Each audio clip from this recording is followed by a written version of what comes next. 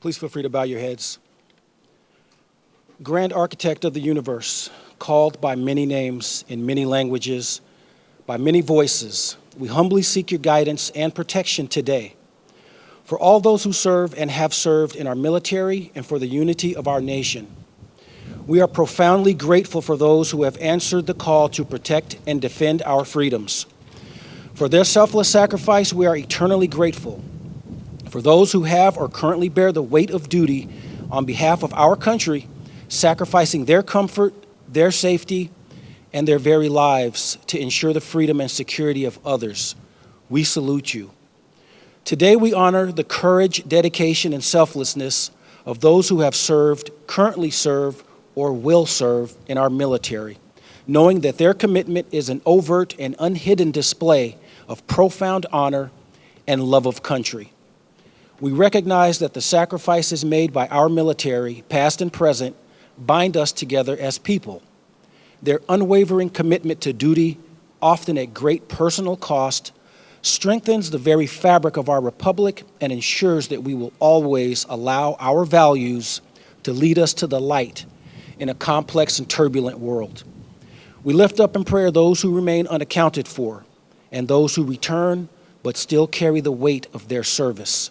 May they find peace and comfort, and may we as a nation never forget the cost of their sacrifices.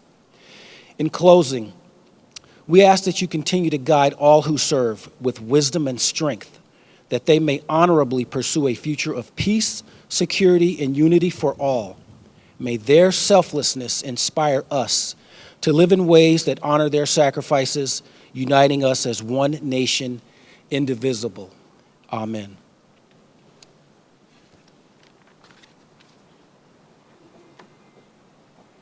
Please be seated. Good afternoon. It is so wonderful to see everybody and welcome you here today as we come together to honor our veterans. Before we begin, I would like to thank the Yale Police Department Color Guard for presenting the colors and to acknowledge the Quinnipiac people who have stewarded through many generations the land on which we stand. It is a great privilege to be here among so many students, faculty, staff, and alumni who have dedicated themselves to serving our country.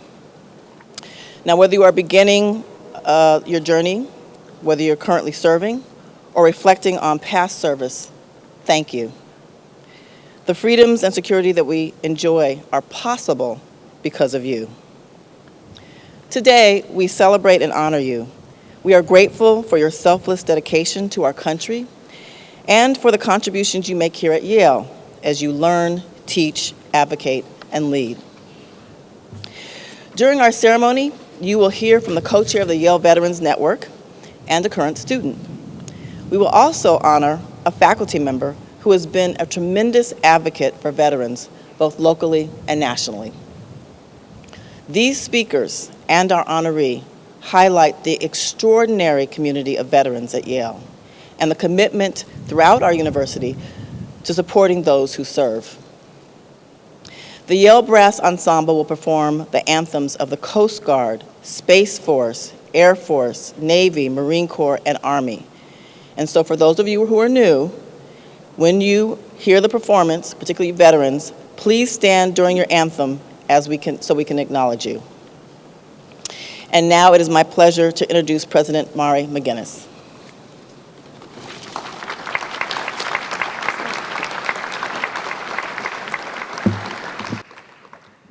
Good morning, everyone. And I want to thank Secretary Goff-Crews for that introduction. I'm grateful to all of you for joining us today, particularly our veterans and active military members to whom we owe a unique and profound debt of gratitude.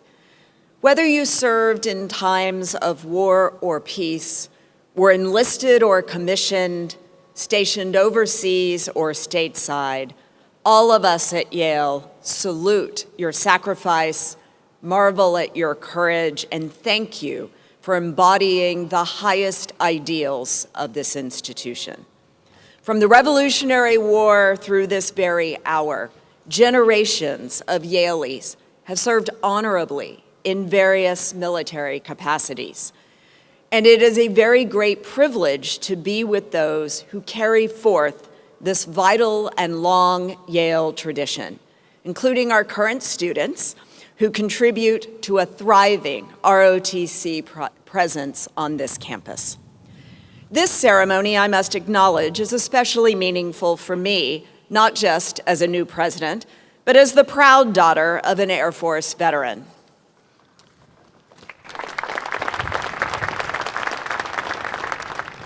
My father served as a judge advocate general in the Air Force, and I often spent time with him on the base after he completed his active duty service and was in reserve service. I remember feeling struck by the sense of duty and valor demonstrated by those who served alongside him. And it was an immense privilege as a young child to see those qualities up close. The experience made an indelible imprint on me and shaped my own sense of responsibility to contribute to the common good. So on this occasion, I am especially reminded of the meditation by the poet and essayist Matthew Arnold, whose collection Yale houses just steps away at the Beinecke Rare Book and Manuscript Library. Nations are not truly great solely because the individuals composing them are numerous, free, and active, Arnold observed. They are great when these numbers, this freedom, and this activity are employed in the service of a higher ideal than that of individuals taken by themselves. For centuries, Yalees have been called upon by higher ideals, country, and the cause of freedom. And for centuries, Yalees have answered with resounding resolve. Yalees who have risked their lives and Yalees who have given them. Yalees like Nathan Hale and Admiral Grace Hopper, who memorably stated that while she received many honors for her achievements as a computer pioneer and was grateful for them, she regarded the privilege and honor of serving very proudly in the United States Navy the highest among them. Serving a cause greater than self is a pursuit entwined deeply into the story of Yale. It's etched on the marble of Memorial Hall behind us, and it is the common thread woven into the uniforms of the military men and women we sing among us today. To each of you, I want to extend my heartfelt appreciation and that of the Yale community. We thank you for your extraordinary commitment to this country, and we thank you all for being here today.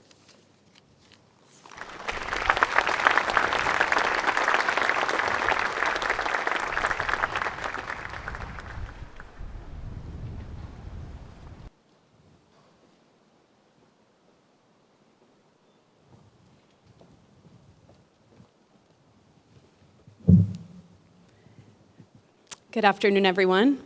I'm honored to be speaking to you all. It was very bold to wear my hair down, so if you see me messing with it today, that's what's going on. I'd like to start by thanking Yale University's leadership for hosting this special tradition. So President McInnis, Provost Strobel, Secretary Goff-Crews, and Chaplain Saltiel. Thank you so much. We appreciate it. Okay. The microphone's going to stay where it is. I'm just going to go with it. Dean Gerken, I'd also like to personally thank you. Your vision for the Yale Law School community is a large part of the reason that many of us are here. Affinity with the other veterans and military-affiliated students has been a keystone of my law school experience, and I don't think I'm alone in that. I would also like to extend special gratitude for Holly, who's been a friend and a mentor. More importantly, she's worked tirelessly to create a community of current and future veterans at Yale. Thank you for your guidance, support, and thoughtfulness. Last, I'd like to thank my fellow Yale Law veterans and military-affiliated students. I will miss you deeply next year, but we won't be strangers. Veterans Day falls on November 11th because that was the day an armistice went into effect between the Allied nations and Germany, effectively ending the hostilities of World War I. Now, this day honors veterans more broadly for their patriotism and willingness to serve. I'm sure this is a sentiment shared by other veterans here today, but most days in the military were not imbued with unbridled love of country or a real-time appreciation for your service. The reality was much more complicated, and I want to use this time to reflect on that. I'm convinced it takes a large amount of moxie to sign on the dotted line. No matter who you are and how you joined, it's impossible to know what lies ahead. Everyone's service looks and feels different, but I think most of us can agree it challenged us in ways we didn't expect, and probably continues to do so. The military gave me a lot, some of which is the subject of this speech today. But the military also took. For one, it took my innocence about the world. Or put another way, I lost much of that innocence during my service. And it's true that I will never know how much I would have kept as I grew up, but the military made it decidedly harder to keep, and of that I'm sure. Second, my service compromised a natural predilection to trust freely. I learned over a series of very difficult years that you should carefully discern who is trustworthy in your life, and the safest bet is to grow into someone that you yourself can trust. But my service didn't just take, it also gave me much more than I could have imagined. For instance, it showed me that I can be brave, and someone who doesn't always act from a place of self-interest. Though I am an only child, so I don't think I could ever be completely reformed. That's my disclaimer. And perhaps most importantly, the military gave me a second family. My service also taught me some key lessons to navigate an unpredictable and challenging world.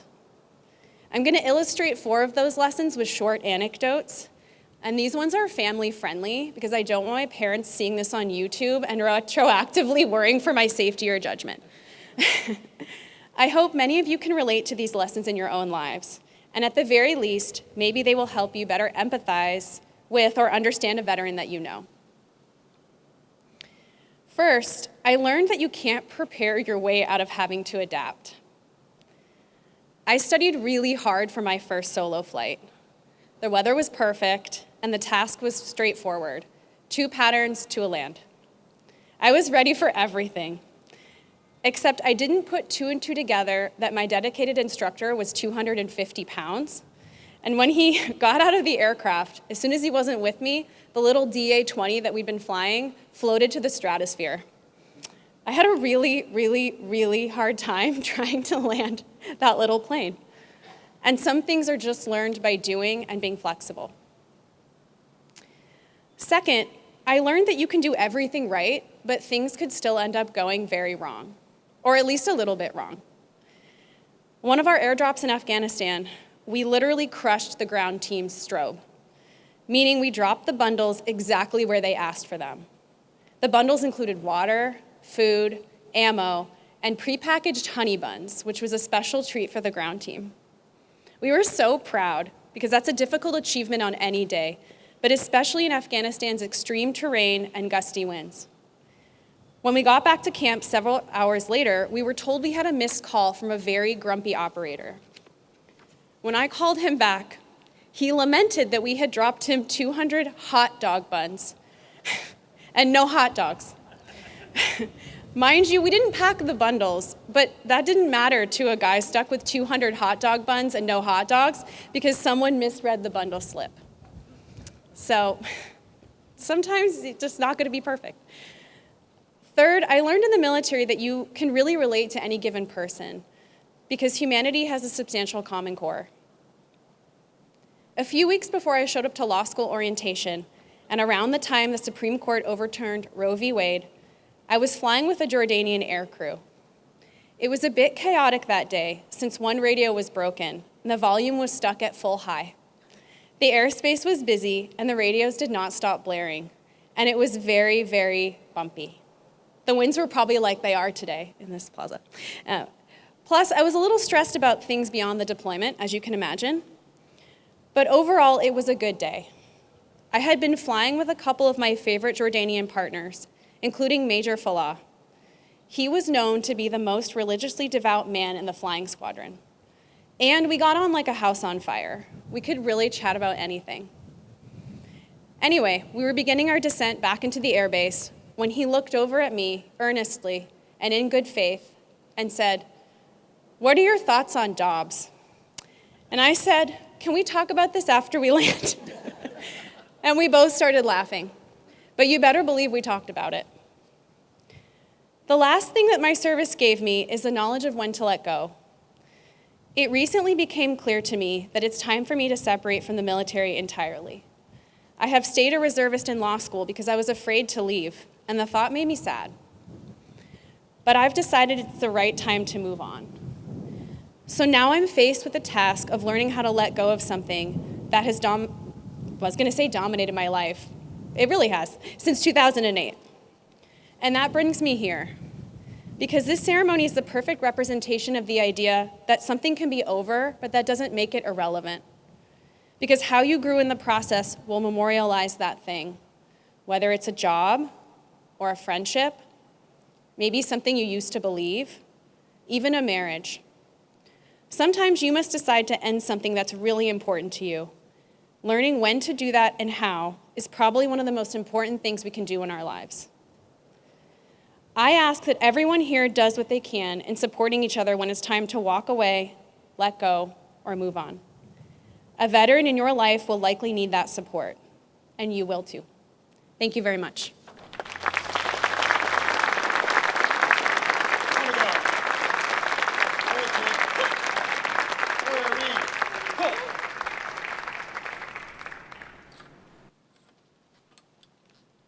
Present.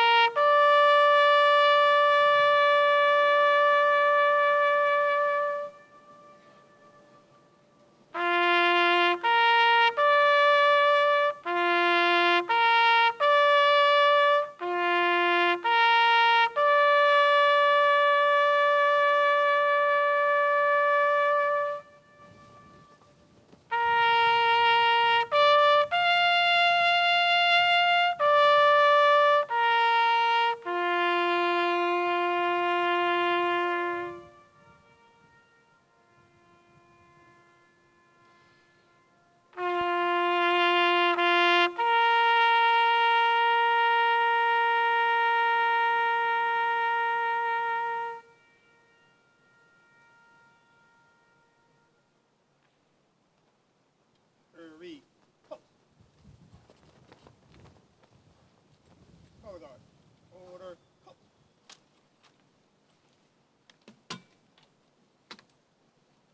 Journal at ease.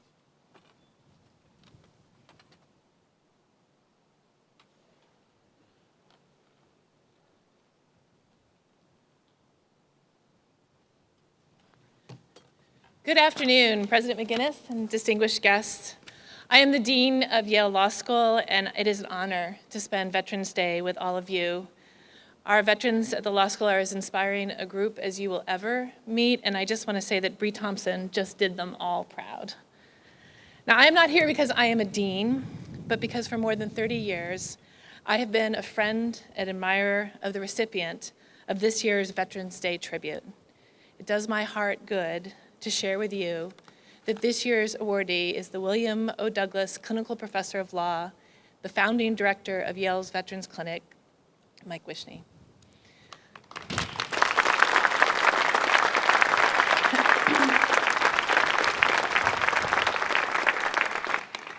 For the last decade and a half, Mike has led world-class legal work that has changed the lives of tens of thousands of veterans in Connecticut and across the country.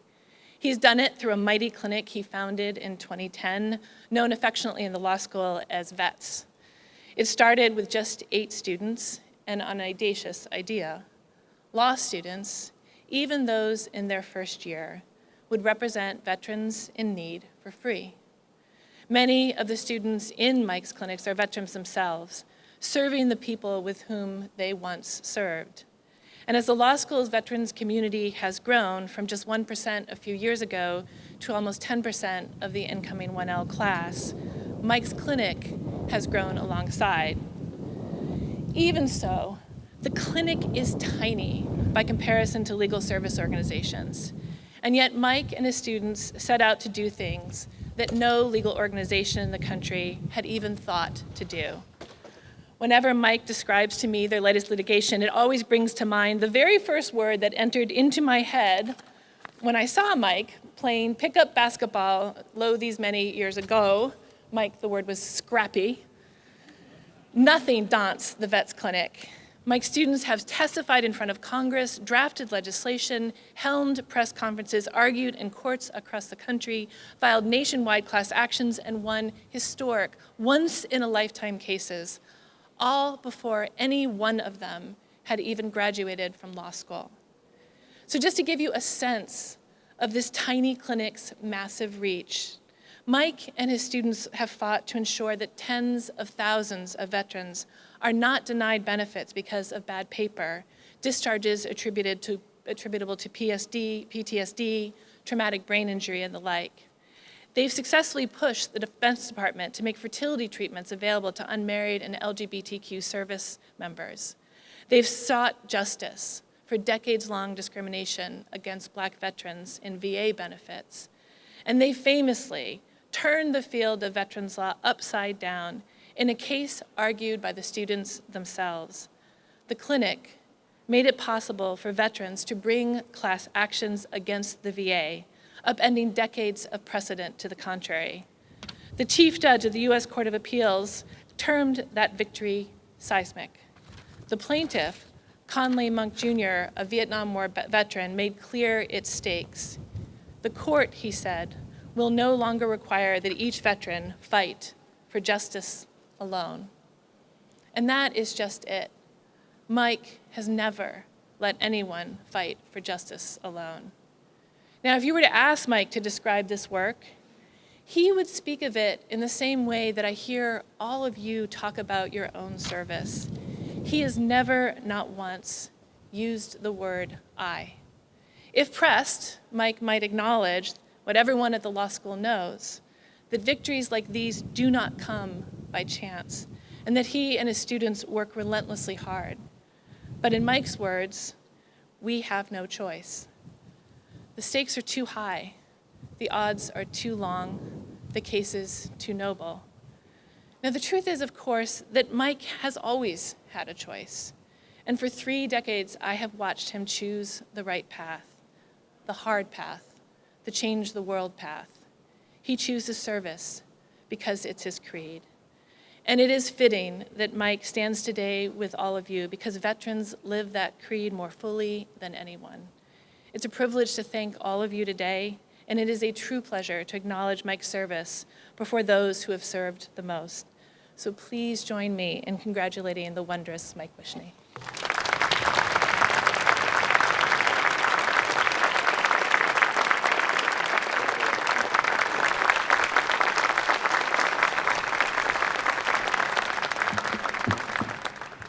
They told me not to speak, but you put a professor and a trial lawyer near a microphone, and it's hard to take them away.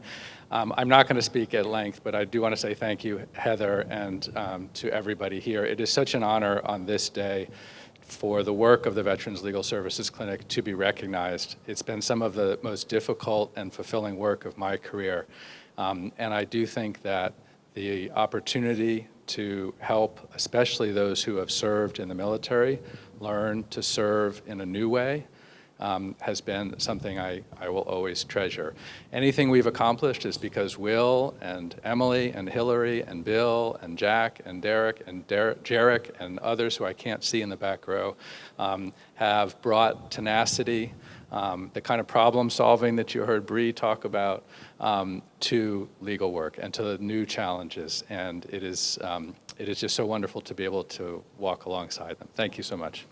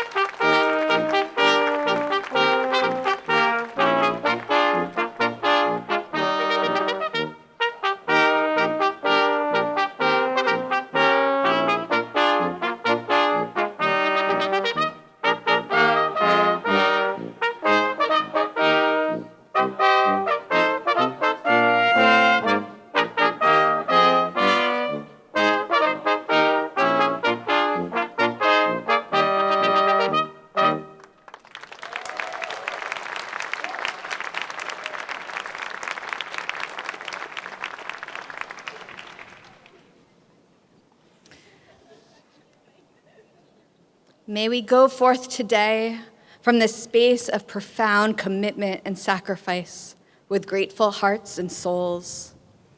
May we carry with us the stories of those who have served with compassion and faithfulness. May we let these stories impact our own sense of responsibility to help this world and the human community flourish. May we be grateful for the service and commitment of our veterans and their families. Let us never forget all they have done to bravely protect freedom and human rights. From the moment our veterans made the commitment to serve, they were committing to a life that would be forever changed. May we be mindful that the life of a veteran is rooted in the pride and promise of liberation and justice, coupled with the ever-present possibility of danger and alienation. These are held in tension and contain a longing for a deep peace to revive our weary world. As we honor our veterans and we seek to grow closer to this deep peace, may we embody a peace born from wisdom and understanding, a peace nurtured with compassion and mercy, a peace strengthened by courage and commitment. And may we be blessed this day and every day by the shimmering light of our God of many names, our God who creates, sustains, and embraces all humanity. And may we say, Amen.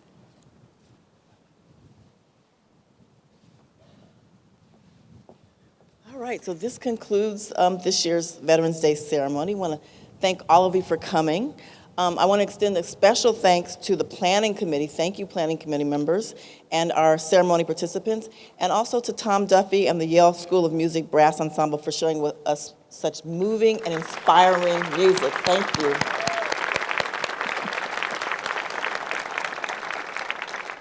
I also want to congratulate the Yale Veterans Association on something new. They have created an inspiring new Yale Military History and Traditions tour, which is now available at the Visitor Center website, so please take a look.